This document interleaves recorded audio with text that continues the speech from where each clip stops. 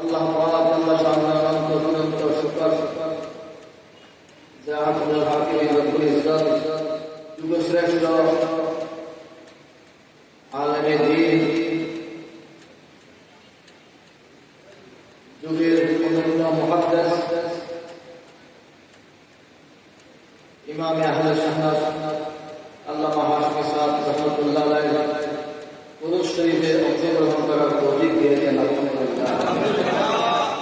1972 সালে যখন ওয়াজিদিয়া আলিয়া মাদ্রাসায় আমি আলেম শ্রেণীতে ভর্তি হলাম, সেখানে আমাদের ওস্তাদদের মুখে প্রাক্তন ছাত্রদের মুখে হুজুর কেবলার আলোচনা শুনেছি।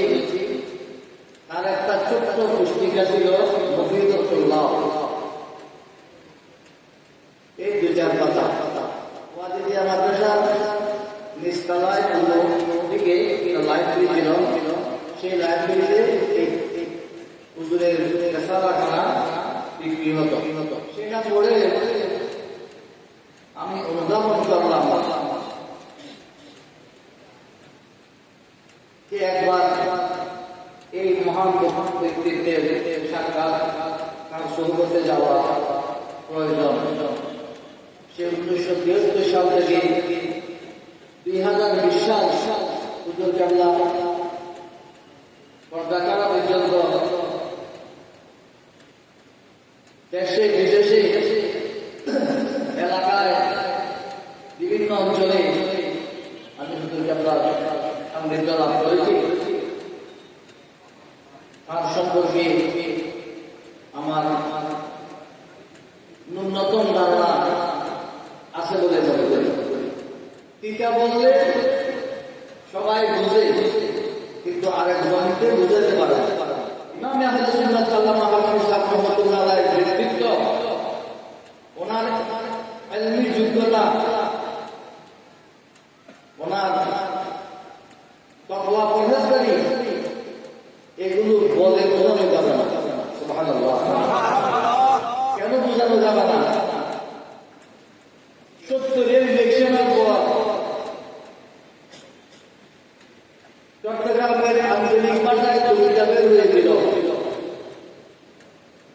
গোপালদাতা মূল্য দাতা হরিদাল্লায় গাই, সেই গাছ হাতে বললেও ভাই গোপালদাতার ভাই। সেই কবিতার কথা এখন বললে লোকে বুঝবে না। সেই জমানা অতীত হয়ে গেছে, সেই কবিতার নামগুলো মুছে গেছে, সেই প্রেক্ষাপট মানুষ ভুলে গেছে। ইমাম আহলে সুন্নাত আল্লামা হাশমি সাহেব রাহমাতুল্লাহ আলাইহি যখন ওয়াজিদিয়া আলিয়া মাদ্রাসার মুহাদ্দিস, তখন আমার জন্ম হইল। যখন মুতাওয়াল পাঠ্যপুস্তক ছিল, যখন মাইবুজি পাঠ্যপুস্তক ছিল, যখন মোল্লা হাসান পাঠ্যপুস্তক ছিল, ওই যুগের মুহাদ্দিস আল্লামা হাশমি সাহেব রাহমাতুল্লাহ আলাইহি এই কি কিতাবের নাম বললাম, কোনটা কোন বিষয়ের কিতাব, এই কথা প্রশ্ন করলে উত্তর পাওয়া যাও বলে আমি তেমন বেশি আশা করি না। উনি সেই যুগের মুহাদ্দিস, যেই যুগে 4 জন চট্টগ্রামের বিজ্ঞ বুজুর্গ আলেম বুখারী শরীফ পড়াতেন। তাদের মধ্যে ইমাম আহলে সুন্নাত আল্লামা হাশমি সাহেব একজন। সুবহানাল্লাহ। জামিয়া আহমদিয়া দুনিয়া আলিয়া মাদ্রাসায় একজন মুহাদ্দিস ছিলেন মাওলানা ফজলুল করিম নকশবন্দি রাহমাতুল্লাহ আলাইহি। উনি শিক্ষকদের সামনে, হুজুরদের সামনে বলতেন, বাংলাদেশের মুহাদ্দিস আছে 2.5 জন। কয়জন? 2.5 জন। একজন হাফিজ সাহেব, আরেকজন আমি, আর সবগুলো মিলে অর্ধেক। সুবহানাল্লাহ। কত যোগ্য বলে এরকম কথা বলতে পারতেন। যেই মজলিসে আল্লামা মুসলিউদ্দিন রহমাতুল্লাহ থাকতেন, সেই মজলিসে মুফতি মুজাফফর আহমদ থাকতেন, সেই মজলিসে বলতেন যে বাংলাদেশে 2.5 জন মুহাদ্দিস আছে। এমন যোগ্য লোকের মাধ্যমে পরিচালিত সেই জামিয়া আহমদিয়া মাদ্রাসা। ইমাম আহলে সুন্নাত আল্লামা হাশমি সাহেব রাহমাতুল্লাহ আলাইহি তখন ওয়াজিদিয়া আলিয়া মাদ্রাসায় বুখারী শরীফ পড়াতেন। ওই সময় ওয়াজিদিয়া আলিয়া মাদ্রাসা বুখারী শরীফ পড়াতেন, উনি ইমাম আহলে সুন্নাহ আল্লামা কাসিম সাবরামুল্লাহ ওস্তাদ আল্লামা মুফতি আজিজুর রহমান রাহমাতুল্লাহ। এরা ওস্তাদ শাগির দুজনই বুখারী শরীফ পড়াতেন। আর দারুল আলিয়া মাদ্রাসায় বুখারী শরীফ পড়াতেন ওই সময় দুইজন, আল্লামা মুফতি আমিন রহমাতুল্লাহ আলাইহি, আল্লামা মুহাদ্দিস মাকাম রহমাতুল্লাহ, আল্লামা ফুরকান রহমাতুল্লাহ আলাইহি, আল্লামা হাসান সাদুল্লাহ রহমাতুল্লাহ ওস্তাদ। শেরবাংলা রহমাতুল্লাহ আলাইহি জীবদ্দশায় বিশিষ্ট উলামায়ে কেরামদেরকে বলেছিলেন, তোমরা কোনো জটিল কঠিন সমস্যার সম্মুখীন হলে আমার কবরে আসলে আমার থেকে জিজ্ঞেস করবে, আমি কবর থেকে জবাব দেব।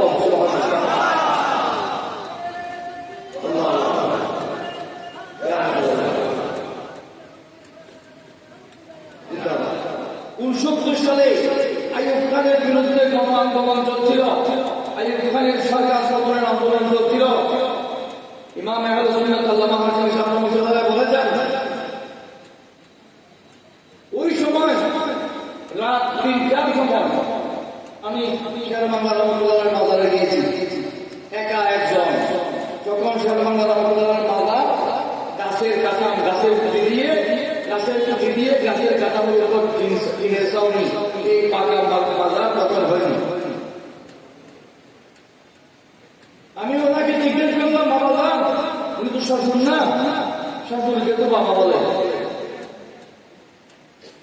আপনি তো বলে গিয়েছিলেন জটিল কঠিন সমস্যা হলে আপনার কাছে জিজ্ঞেস করতে, এখন তো পরিস্থিতি ভিন্ন রকম, এখন আমরা কোন দিকে যাবো আপনি বলুন।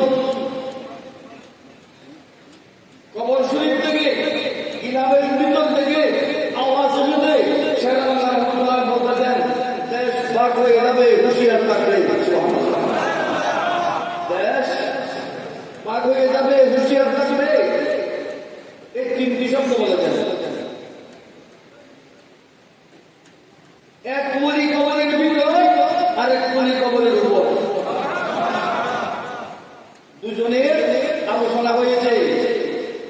ইমাম আহলে সুন্নাত আল্লামা হাসান সাবরামুল্লাহ আলাইহি সেই মাপের ওলি। সুবহানাল্লাহ।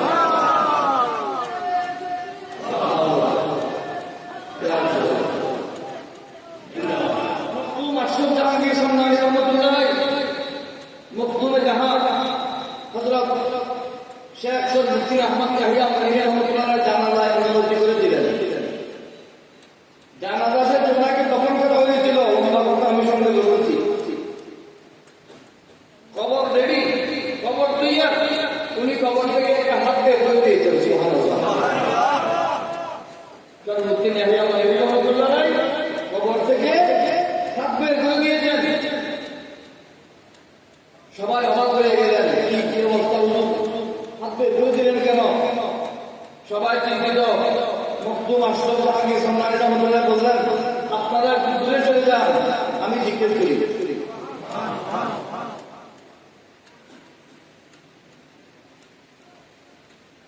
উনি কাছে গিয়ে জিজ্ঞেস করেন, হযরত আপনি কি জান, হাত বের করলেন কেন? কবর থেকে উনি বলেছেন, রাজগীরের পাহাড়ে যখন আমি রিয়াদত করতাম, এক বুজুর্গ আমাকে একটা টুপি উপহার দিয়েছিলেন। আমি আমার মুরিদানদেরকে বলেছিলাম ওই টুপিটুকু আমার কবরে নিয়ে যাওয়ার জন্য। ওরা ওই টুপিটা দেয়নি, আমি সেই টুপিটা চাচ্ছি। মখদুম আশরাফ জাহাঙ্গীর সামনানি রহমাতুল্লাহ আলাইহি ওনার আপনজনদেরকে ডাকলেন, এইরকম উনি ওসিয়ত করেছেন বলে।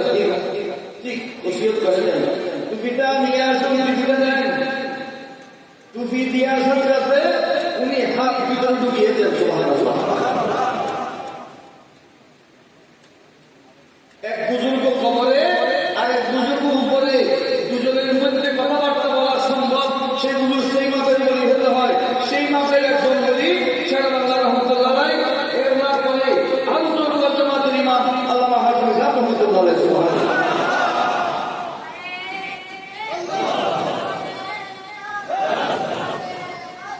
বুঝবেন কি, এগুলোকে বোঝার মতো দিকটা আমাদের নাই।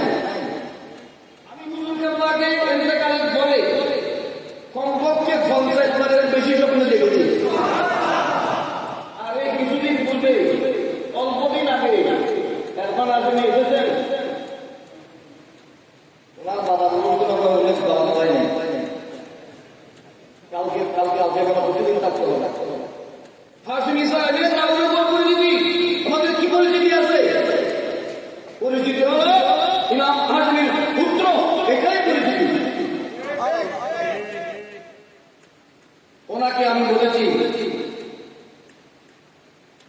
হুজুর কেবলা এই কথা বলেছেন। এই দুইজনকে বলেছি, অন্যদেরকে বলিনি কেন? ওদেরকেও আমার কথা শুনবেন বা হুজুর কেবলার বার্তাটা নেবেন, সেইটা আমার সাথে নয়। শুধু আমি হুজুর কেবলার পক্ষ থেকে দায়িত্ব আদায় করা এটাও বলে দিয়েছি। অন্য কারোর উপর আমি আস্থা রাখতে পারিনি, আমি বলিনি, এখনো বলছি না, এটা দেখার বলার বিষয় নয়। আল্লামা হাশিম সাহেব রহমাতুল্লাহ কত বড় উঁচু মাপের আলেম, কত বড় উঁচু মাপের বলি, সেটা উপলব্ধি করার মতো মানুষের ময়দান শূন্য। কেন শূন্য? আহলে সুন্নাত ওয়াল জামাতের গঠন গ্রন্থের মধ্যে পরিষ্কার লেখা ছিল, ইমাম আহলে সুন্নাত আল্লামা কাজী নুরুল ইসলাম হাশিমি রহমাতুল্লাহ আজীবন আহলে সুন্নাতের চেয়ারম্যান থাকবেন। এমন লোকের প্রশংসা শুনি যারা ওনার জীবন দশায় চেয়ারম্যান হওয়ার জন্য এক পায়ে দাঁড়াচ্ছিলেন, সাদরে সেই পদ গ্রহণ করেছিলেন।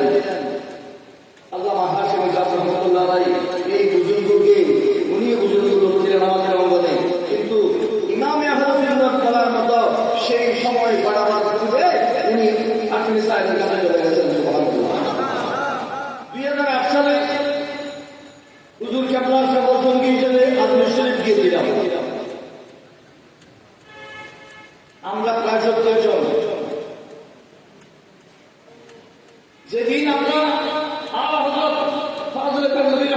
দরবারে যাব, সেদিন এক গ্রুপ বাস দিল, আর আমরা হুজুর কেবলার জন্য একটা সমু টাকা গাড়ি নিলাম। আমরা কয়েকজন উঠলাম। আমরা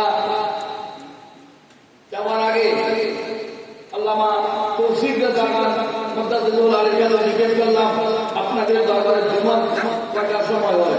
বলে আমাদের দরবারে 2টা মসজিদ আছে, একটা জমার 1টার সময় হয়, আর একটা জমার 3টার সময় হয়। তখন আমরা ভরসা করলাম 3টার সময় জমা আমরা পেয়ে যাব। সেই দরবারে আমি আল্লামা হাশিমি সাহেবকে দেখেছি, আর আমাদের কবর শরীফে কদম বরাবর গিলাফের ভিতর মাথা দিয়ে পদচুম্বন করেছেন।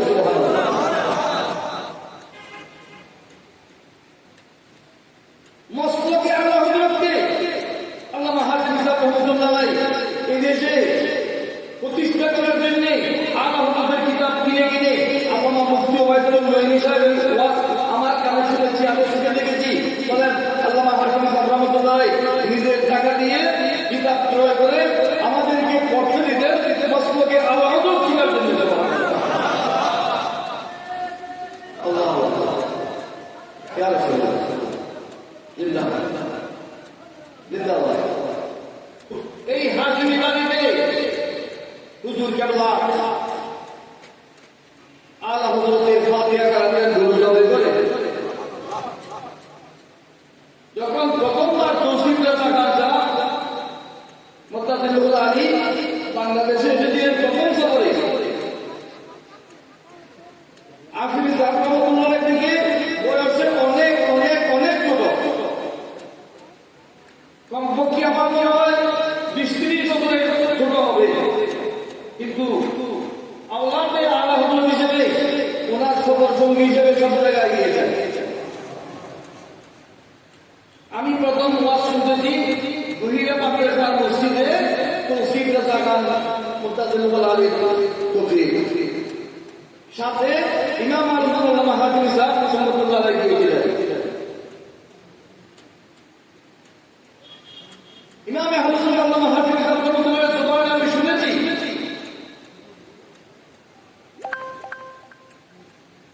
পূর্বদিন, এর আগের দিন নুরুল উলুম গাঙ্গুনিয়া নুরুল উলুম মাদ্রাসা নুরুস্তাবা নঈমি সাহেব রহমাতুল্লাহর মাদ্রাসায় নুরুস্তাবা নঈমি রহমাতুল্লাহর উপস্থিতিতে মাহফিল হয়েছিল। বৃষ্টি টপ টপ টপ টপ করে ঝরতেছে প্যান্ডেল থেকে।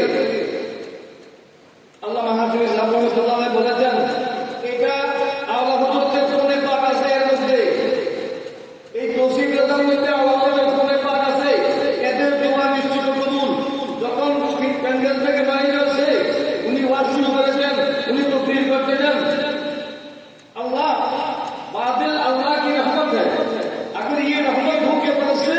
तो हमको कोई शिकायत नहीं, अगर हमको जिक्र मुस्तफा से रोकने के लिए फंसते तो अभी कर जाओ।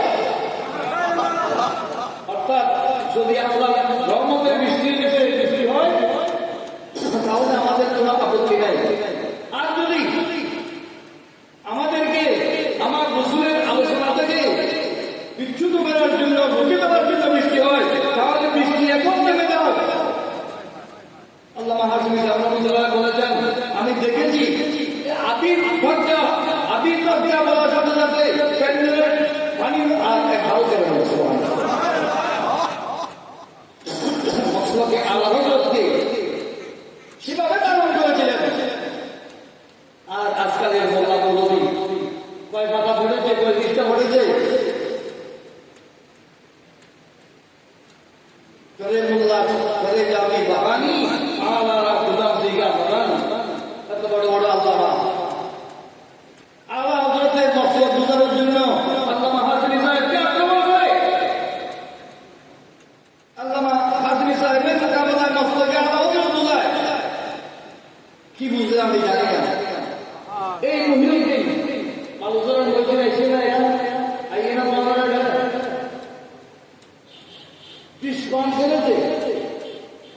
বিস্ফোরণ করেছে হুজুর কেবল আমাকে লেগেছেন, ও মালিকের কাছে টেলিফোন করো, ডাক্তার মালিক এরিয়া মালিক মহিউদ্দিনের অবস্থা কি হয়। টেলিফোন করলাম, ডাক্তার মালিক আমাকে বলতেছেন লাইফ সাপোর্ট করলে মরা, আমাদের ডাক্তার হিসেবে এখন ছেলেটাও মরা, ওনার 2-3% মাত্র আছে। হুজুর কেবলা বললেন লাইফ সাপোর্ট বলতে নিষেধ করো। আমাকে বললেন দোয়া করা যাবে না, তোমার কথা বলেন না, ডাক্তারের কথায় করা। হুজুর বললেন দোয়া করা যাবে না। আমি বললাম সে তো কাপড় হয় নাই, দোয়া করা তো অবশ্যই যাবে। তখন হুজুর বললেন মুখে ডাকো দোয়া করো। দাওয়াত করে হুজুর কেবলা দোয়া করলেন, সেই মুহিউদ্দিন এখনো জীবিত আছে। এমন নিশ্চিত দোয়া কবুল হওয়ার মতো বুজুর্গ ইমাম আহমদ আমি কোরআনের দাওয়াতে আসতাম না। আমি ইদানিং হুজুর কেবলাকে বিভিন্নভাবে দেখতেছি। দেখলাম আসরের নামাজ শেষে হুজুর কেবলা নিজের তাকবীর শুরু করেছেন, মাহফিলে নিজের তাকবীর শুরু করেছেন। মাঝে মধ্যে বলতে চান মুলিদে হয়েছে না, আবার তাকবীর করতে চান মুলিদে হয়েছে না। আমি আসতেছি পথে শুনতেছি মাঝে মধ্যে হুজুর আমার কথা জিজ্ঞেস করতেছেন। 3বার জিজ্ঞেস করার পর আমি মাহফিলে পৌঁছলাম, তুমি এত করে আসলা তাকবীর করো। হুজুর কেবলা তাকবীর বন্ধ করে আমাকে মাইক দিয়ে দিলেন। সুবহানাল্লাহ। আমার তাকবীর শেষ হলো, মাগরিবের নামাজ পড়ে গেল। আমি নামাজ শুরু করলাম, নামাজ শেষ হবার আগে আমার দিন ভেঙে গেছে। এই জন্য যেহেতু হুজুর কেবলা আমার আগমনের কথা জিজ্ঞেস করতেছেন, আমি দেখেছি, এই জন্য ফোরকাত একবার বলা সাথে সাথে আমি বললাম ইনশাআল্লাহ। কি বুঝলেন? এই মাহফিল, এই দরবার, এখানকার যাবতীয় দৃশ্য হুজুর কেবলার বেলায়েতের নজরের সামনে আছে।